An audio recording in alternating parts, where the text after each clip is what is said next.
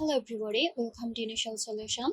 In today's tutorial, I will show you how to center text in Google Docs. So let's start the video.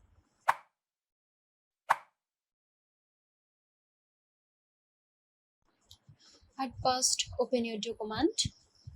Now select the text you want to center. Then go to the top toolbar and here you will see the align option. From here, click on this drop down icon. Here you will find the center align. Click on it and there you have it. I hope this video helped you out. Stay tuned for more helpful tutorials.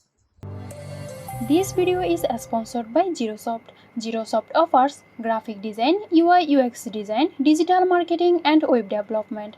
Elevate your brand with Zerosoft today. For more details, check the description box.